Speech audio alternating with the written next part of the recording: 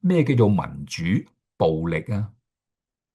你會知道啊，末世透過民主老底加呢個 Laodicea 以民為主嘅時候，最可憐係乜嘢？就係當人冇咗真理，我哋以為啊投票咧係一人一票，係咪啊？好公平啊，一人一票。但係如果個個人都冇真理、冇聖經、冇聖靈嘅時候，就只係得一個決定，係乜嘢決定呢？就係魔鬼喺每一個人嘅背後去做魔鬼要做嘅嘢，然後就用民主方式，少數服從多數，大石壓死蟹，然後就話英文叫做啊 majority tyranny 啊，即係話咧民主暴力啊。呢個民主暴力就係話人多就得勝，個危險喺邊度啊？弟兄姊妹，信耶穌嘅人永遠係少數。有真理嘅人永遠都係少數啊！呢個係從聖經嘅啟示。但係當以民為主嘅時候，又透過投票咧，就死梗嘅吓。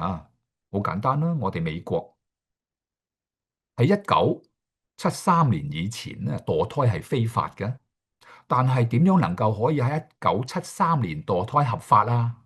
就喺過去啊60年代開始一路投票，一路投票嚇。開頭係好多人反對墮胎合法嘅，然後就每一年都有人走出嚟講，到1973年1月嘅時候就終於通過啦。弟兄姊妹，投票而嚟嘅。我哋美國60年代啊，點解話可以將神啊從公立學校推開，唔可以讀聖經，唔可以祈禱啦？民主啊，以民為主，投票咯，每年就投票，每年就投票，總有一天會過咗。同性戀啊，弟兄姊妹，嗱，同性戀點樣合法啊？開頭係大力反對嘅，但係慢慢，每年嗰啲嘅投票嘅人啊，反對嘅人就越嚟越少啦。終於喺2015年，我哋美國就全國通過同性戀合法。嗱，弟兄姊妹，全部係民主嘅，喺教會裏邊啦，喺機構當中啦。